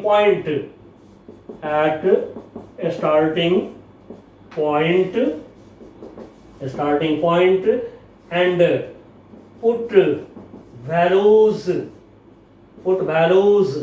of u, v, a, s with sign, positive negative sign के साथ वैल्यू पुट करिएगा इन इक्वेशन में। Put values of these vector quantities in these equations. ये सारे वेक्टर हैं, u, v, a, s। Arrow नहीं देते हैं क्योंकि 1D मोशन है, डायरेक्शन अंडरस्टूड होता है वन लाइन कलम, तो एरो नहीं देते हैं। विथ साइन, अब ये साइन कन्वेंशन यहां पर, with sign plus minus sign कहां से लावे, तो अकॉर्डिंग टू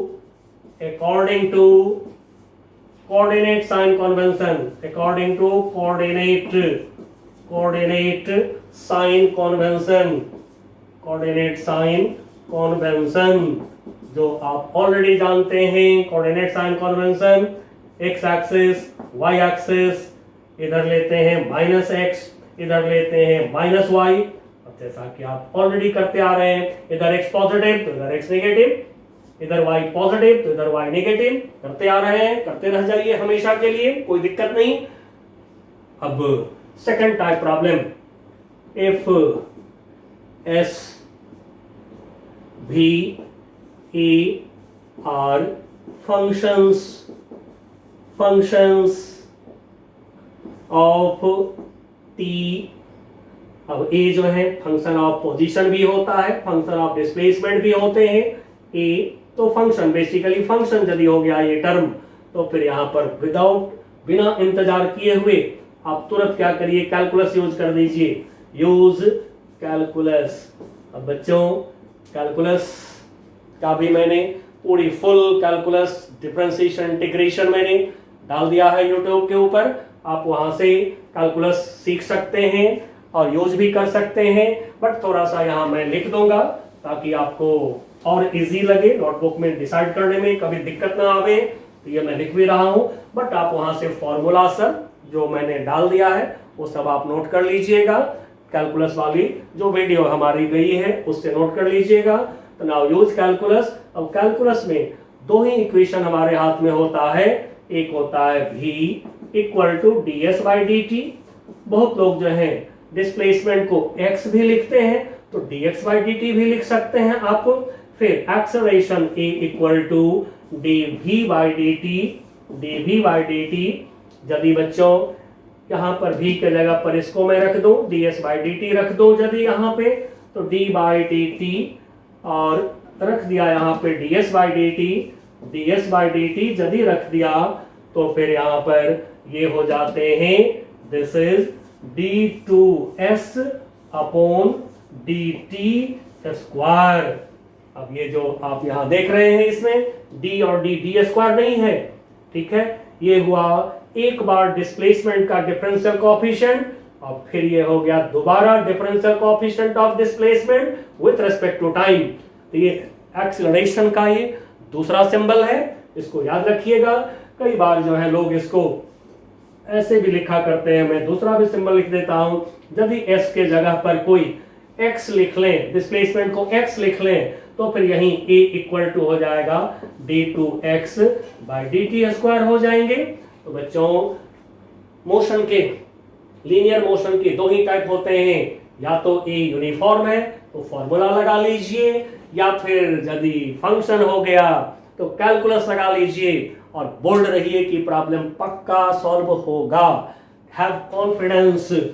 अब यदि मोशन हमारा सर्कुलर हो गया, सर्कुलर मोशन भी बहुत है, तो यदि मोशन सर्कुलर हो रहा है तो सर्कुलर मोशन को मैं ओनली इन वन स्टेप कर देता हूं, आपको सिंगल स्टेप पर कर देता हूं। सर्कुलर मोशन, सर्कुलर मोशन को हम कैसे करें? सर्कुलर मोशन, सबसे पहली बात तो सर्कुलर मोशन में जब कोई ऑब्जेक्ट होता है तो उसकी वेलोसिटी, जैसा कि आपको पता है अलोंग टेंजेंट होते हैं वेलोसिटी, और यदि यूनिफॉर्म सर्कुलर मोशन है, v की वैल्यू कांस्टेंट है, तो फिर सेंटर के तरफ एक एक्सेलरेशन होता है जिसको हम कहते हैं सेंट्रीपिटल एक्सेलरेशन। रेडियस को ले रहे हैं सर्कल का r। Now AC centripetal acceleration का फॉर्मूला होता है v स्क्वायर बाई r, और यदि एंगुलर वेलोसिटी, रोटेशन की जो एंगुलर वेलोसिटी है, यदि इसको हमने ओमेगा लिया तो ओमेगा और r का रिश्ता है v equal to omega r, जहां ओमेगा होता है हमारा 2 पाई बाई टी, जहां t होता है टाइम पीरियड, एक चक्कर की टाइम, वन रोटेशन की टाइम को टाइम पीरियड कहते हैं। 1 बाई टाइम पीरियड होता है फ्रीक्वेंसी, 2 पाई 1 बाई टी के जगह पर न्यू लिख दिया।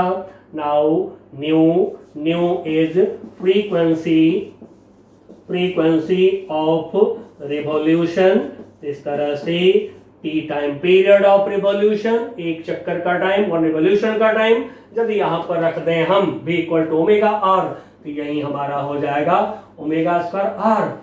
अब सर्कुलर मोशन की प्रॉब्लम को आप यदि मास गिवन हो, डिसाइड हमेशा करिएगा। मास नहीं गिवन है तो तब जो है रिजल्टेंट फोर्स m/a नहीं कर सकते हैं हम, तब वो फर्स्ट टाइप में चला गया।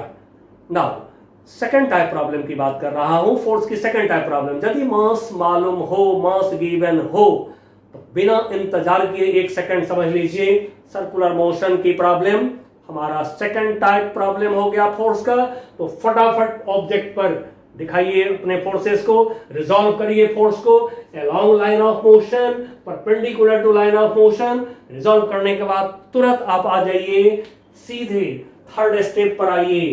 तो फिर इन सर्कुलर मोशन, अब ये सर्कुलर मोशन यूनिफॉर्म हो, नॉन यूनिफॉर्म हो, कुछ भी हो, सर्कुलर मोशन देखा, वहां पर फर्स्ट इक्वेशन, पहला इक्वेशन जो आप ड्रॉ करेंगे, पहला इक्वेशन जो लिखेंगे आप, रिजल्टेंट फोर्स टुवर्ड्स सेंटर निकालेंगे हम।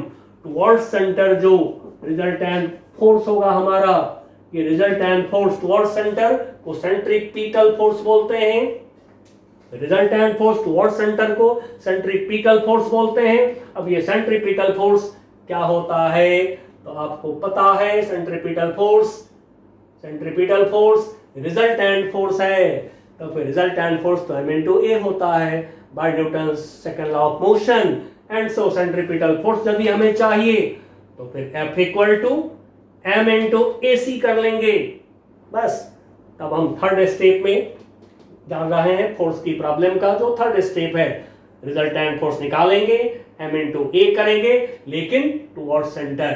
तो फिर यहां पर मैं लिख देता हूं सिंपल लैंग्वेज में, find resultant force, find resultant force on the object, on the object along the radius, along the radius के along the radius, जैसे आप अभी देख रहे हैं F को, along the radius and towards the center, and towards the center of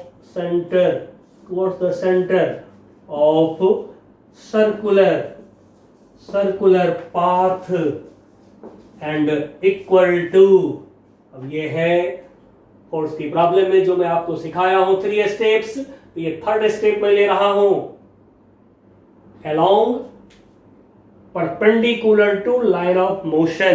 ये line of motion है, टेंजेंट जिसके along वेलोसिटी है, उस पर ये हो गया perpendicular to the line of motion। तो थर्ड स्टेप में हमने लिया रिजल्टेंट फोर्स, निकाला resultant force on the object along the radius towards the center of circular path।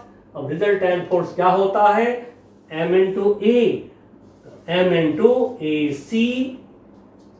ये इक्वेशन मैं इंपॉर्टेंट वर्ड लिख रहा हूं क्योंकि सर्कुलर मोशन का बहुत इंपॉर्टेंस है आपकी 12th क्लास के अंदर, क्योंकि इस पर जो है मैग्नेटिज्म में जब आप जाएंगे तो वहां पर सर्कुलर मोशन का बहुत सारा काम आपको करना है। तो सब जगह पर इतना ही काम आप कर लीजिए, आपका काम हो जाएगा। तो ये सर्कुलर मोशन एक लाइन में बच्चों में दे रहा हूं, कोई परेशानी नहीं करिएगा, एक लाइन का इक्वेशन आपके पास है, ये लिखिए, सोल्यूशन की चिंता नहीं। अब AC के जगह पर यदि V मालूम है तो V² रख लीजिए, नहीं यदि आपको ओमेगा मालूम है तो ओमेगा² यहां पर रख लीजिए। इक्वेशन रेडी है, प्रॉब्लम सॉल्व हो जाएगा। अब लास्ट में आ गया रोटेशनल मोशन की बात कर लें। जब रोटेशनल मोशन होते हैं तो रोटेशन करवाता कौन है, किसकी वजह से रोटेशन होता है, तो वो है टॉर्क। अब ये टॉर्क जिसको टाउ से आप डिनोट करते हैं, इस टॉर्क का इंपॉर्टेंस क्या है, तो टॉर्क से रोटेशन क्रिएट होते हैं और रोटेशन स्टॉप होते हैं। अब ये टॉर्क क्या होता है इसको जानेंगे हम। तो रोटेशन में सबसे पहला जरूरी बात है, एक पॉइंट जिसके अराउंड कोई रोटेट करता है, कोई चक्कर लगाता है, उस पॉइंट को कहते हैं पॉइंट ऑफ रोटेशन। तो ये है एक पॉइंट जिसके अराउंड कोई बॉडी चक्कर लगा रहा है, this is point of rotation, point of rotation. अब पॉइंट ऑफ रोटेशन पर यदि हमने परपेंडिकुलर खड़ा कर दिया लाइक दिस, ये परपेंडिकुलर बिल्कुल ऐसे आप देखिए, ये खड़ा कर दिया हमने perpendicular to the plane at the point of rotation, तो इसको बोलते हैं एक्सिस ऑफ रोटेशन। अब आप हमेशा रोटेशन करने के समय पॉइंट ऑफ रोटेशन देख लिया करिए, उस पे परपेंडिकुलर अपनी पेन को रख लीजिए, अब देन रोटेशनल मोशन का प्रॉब्लम सॉल्व करिए, बहुत आसानी से सॉल्व होगा। अब लेते हैं एक ऑब्जेक्ट, एक पार्टिकल या फिर कोई बॉडी है, उस बॉडी में एक पॉइंट लिया हमने, उस पॉइंट पर कोई फोर्स F काम कर रहा है। नाउ जिस पॉइंट पर फोर्स F काम कर रहा है उस पॉइंट का पोजीशन वेक्टर लिया r from the point of rotation या कहिए from the axis of rotation. अब ये जो पोजीशन वेक्टर r लिया, point of application of force, जिस पॉइंट पर फोर्स काम कर रहा है उस पॉइंट का लिया position vector. Now torque on an object due to this force is tau vector equal to r cross f, cross product of position vector and force vector. अब इसको हम एक्सपेंड करते हैं, टाउ का वैल्यू निकालते हैं, तो उसके लिए r को यहां से शिफ्ट करते हैं f के टेल पर, r की टेल को रखते हैं।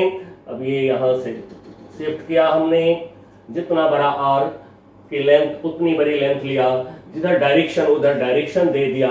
नाउ r वेक्टर हमारा यहां पे आ गया। अब r वेक्टर f वेक्टर के बीच angle, smaller angle theta. Now जैसा कि हम लोग पढ़े हैं cross product of two vectors में, magnitude of torque equal to R F sine theta. इसको मैं इक्वेशन 1 बोल रहा हूं, लेकिन इससे प्रॉब्लम करना उतना आसान नहीं होता है। अब इसके लिए एक इजी तरीका हम निकालने जा रहे हैं, जिससे आप हमेशा टॉर्क निकालिएगा, आपको कभी दिक्कत नहीं होगा और इजीली प्रॉब्लम सॉल्व होंगे। तो इसके लिए हम फोर्स की लाइन पर यहां से परपेंडिकुलर, पॉइंट ऑफ रोटेशन से परपेंडिकुलर ड्रॉ करेंगे।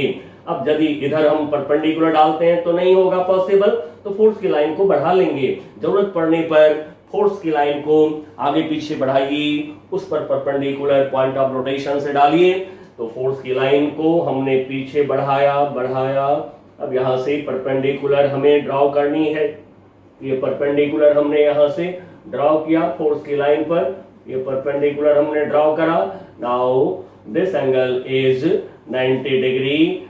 अब वर्टिकली अपोजिट एंगल, ये एंगल हमारा थीटा होगा। अब ये जो परपेंडिकुलर की लेंथ है, इसको मैं h सपोज कर रहा हूं।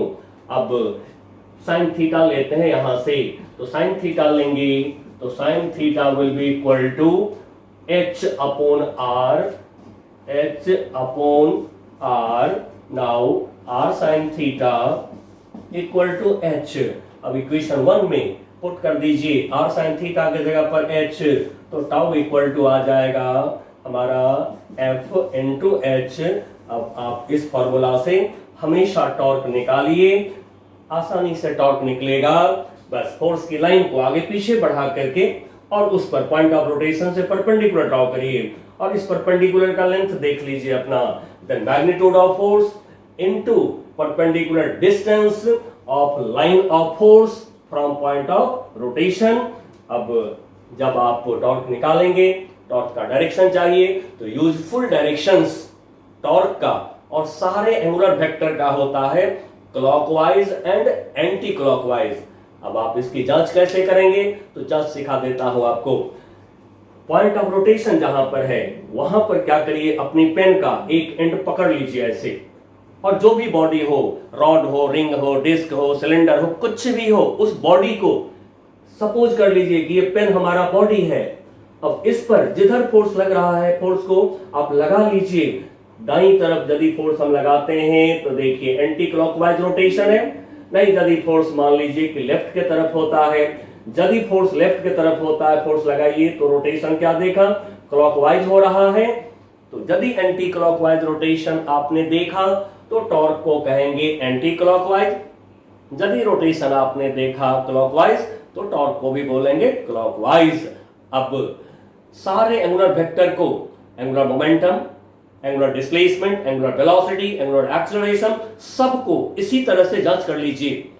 क्लॉकवाइज, एंटी क्लॉकवाइज डायरेक्शन देखने के बाद अब एंगुलर वेक्टर्स का वेक्टर सम निकाल के मत करिए प्रॉब्लम, आप उसका अलजेब्राइक सम निकालिए।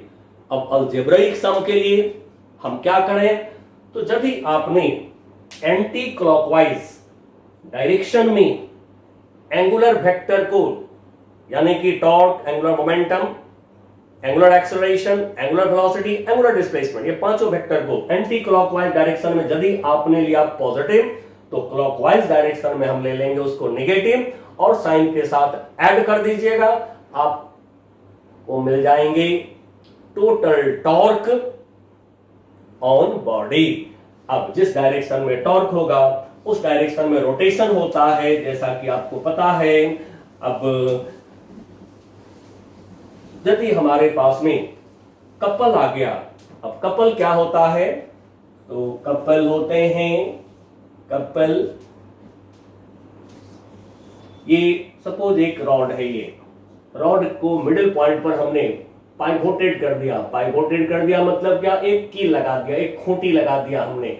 अब ये रॉड जो है रोटेट करने के लिए फ्री है, ये घूम सकता है।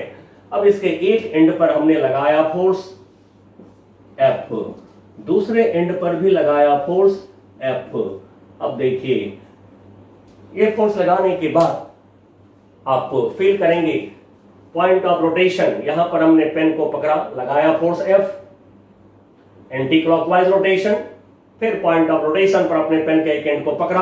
अब इस फोर्स को लगा के देखते हैं क्या होता है, ये भी एंटी क्लॉकवाइज रोटेशन। क्या देखा बच्चों, जो ये पेयर ऑफ फोर्सेस हैं इसमें दोनों फोर्स एक ही डायरेक्शन में रोटेट कराता है बॉडी को, एंड सो कपल से रोटेशन आसान बनाए जाते हैं। जैसे आप कोई नल को कसते हैं, खोलते हैं, तो कम से कम आप 2 फिंगर यूज करते हैं। कैसे, ऐसे जैसे टाइट किया नल को, एक फिंगर गया आगे, दूसरा गया पीछे, तो एक ने फोर्स आगे लगाया, दूसरा पीछे लगाया, कपल बना दिया, रोटेशन आसान हो जाते हैं।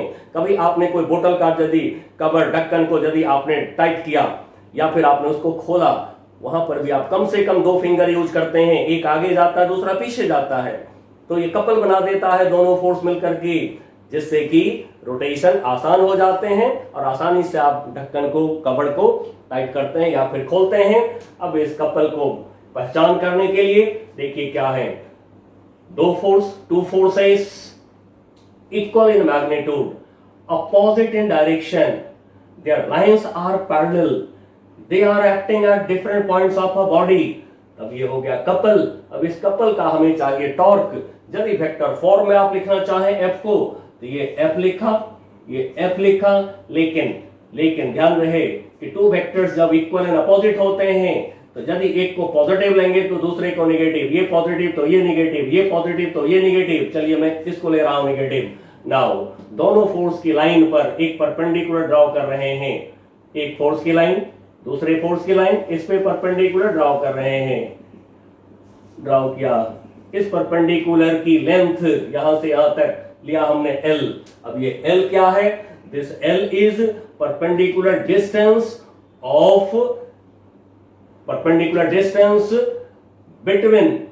between lines of 2 forces। now torque of the couple tau equal to 1 force की magnitude into L perpendicular distance between the lines of 2 forces। अब इसको बच्चों याद रखिएगा, कपल बहुत यूज पढ़ने वाला है आपको 12वीं में। नाउ जब टॉर्क निकल गया तो टोटल टॉर्क के लिए जो इक्वेशन आपने पढ़ा है कि total torque equal to I into alpha, जहां पर आई क्या होता है, moment of inertia of an object of a body about axis of rotation. अब अल्फा क्या होता है, जैसा कि आपको पता है, दिस इज एंगुलर एक्सेलरेशन। अब आपको ये लिख करके इसमें से आप अल्फा निकाल सकते हैं।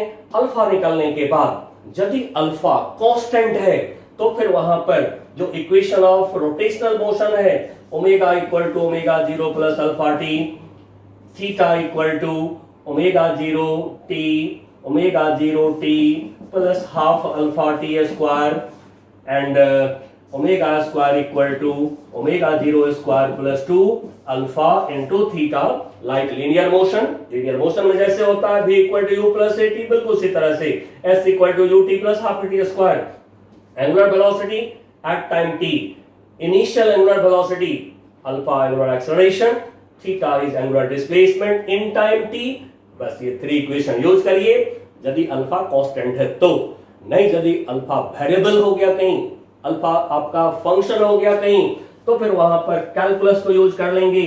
कैलकुलस को यूज करने के समय आप लिख लेंगे omega equal to d theta by d t, alpha equal to d omega by d t, d omega by d t. अब इसको सॉल्व करिए, सारे रोटेशन के प्रॉब्लम आपको सॉल्व हो जाएंगे।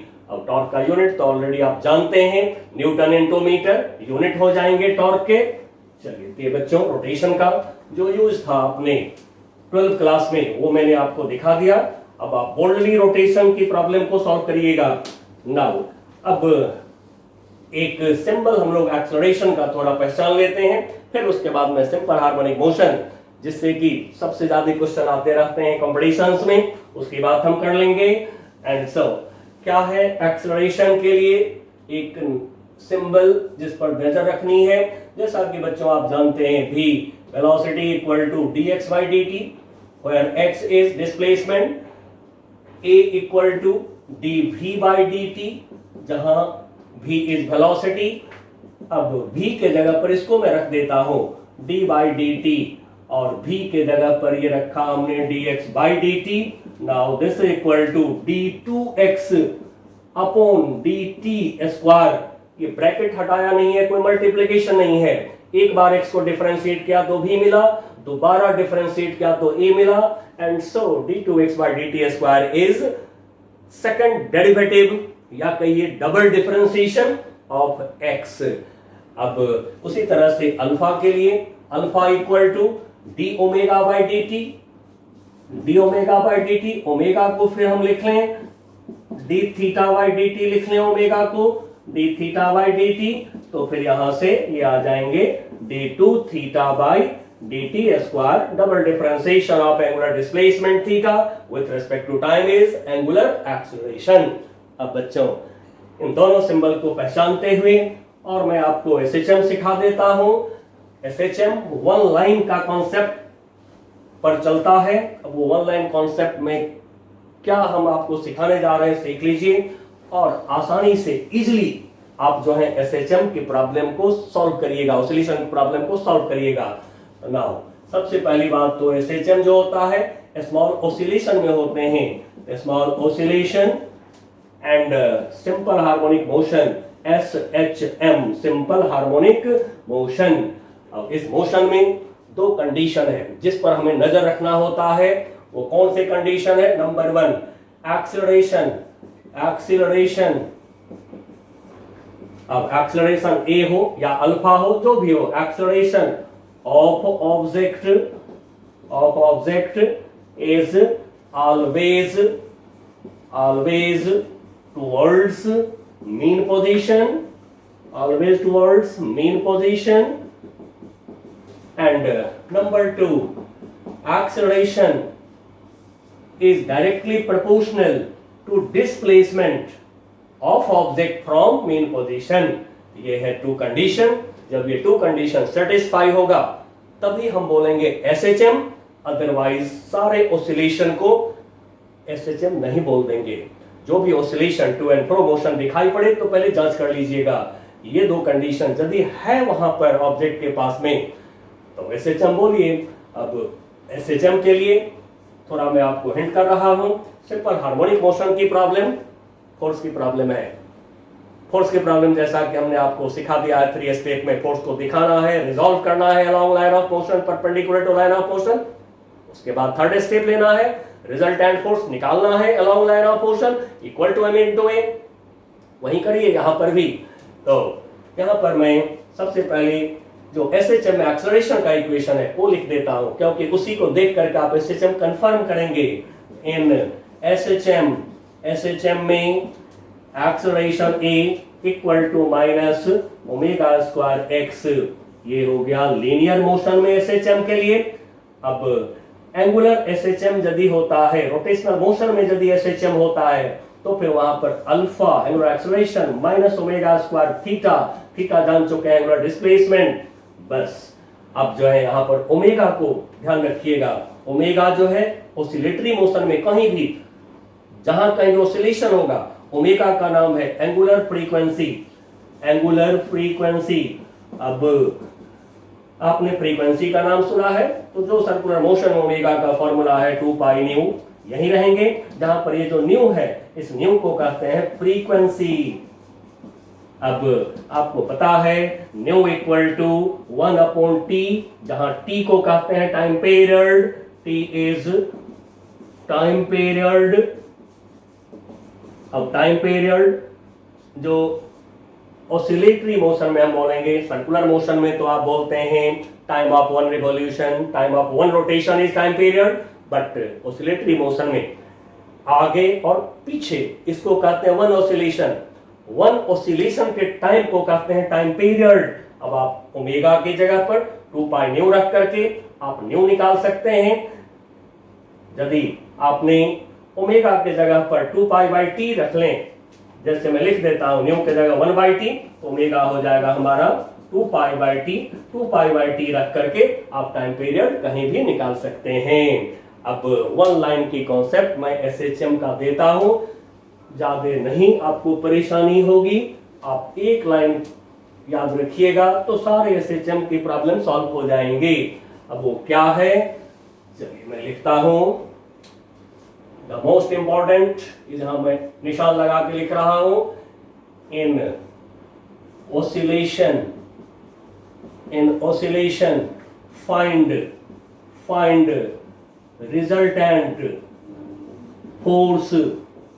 resultant force on an object towards the mean position, find करके m into ए कर लीजिए। इक्वेशन इसको मैं स्टार मार्क कर रहा हूं। उसके बाद आप ए निकाल लीजिए। ए निकालने के बाद यदि आपको ऐसा इक्वेशन आ गया, एक्सेलरेशन नेगेटिव साइन, अब ये ओमेगा होता है कांस्टेंट, ऑसिलेटरी मोशन एसएचएम में ओमेगा होता है कांस्टेंट, एक्स डिस्प्लेसमेंट कहां से, फ्रॉम मेन पोजीशन। यदि ऐसा इक्वेशन आ गया तुरंत बोलिए कि मोशन इज एसएचएम। यदि रोटेशनल मोशन आ गया तो रोटेशनल मोशन में एसएचएम बिल्कुल इसी तरह से इन रोटेशनल ऑसिलेशन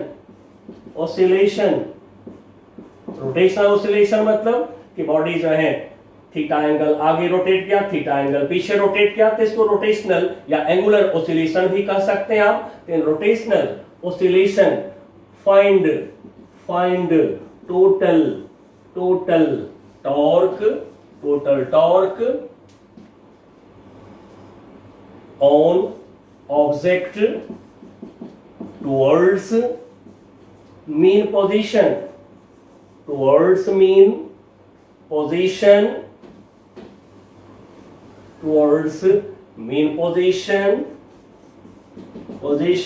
और टोटल टॉर्क को जैसा कि देखे हैं आई एन टू अल्फा कर लीजिए। इसको मैं स्टार मार्क कर दे रहा हूं।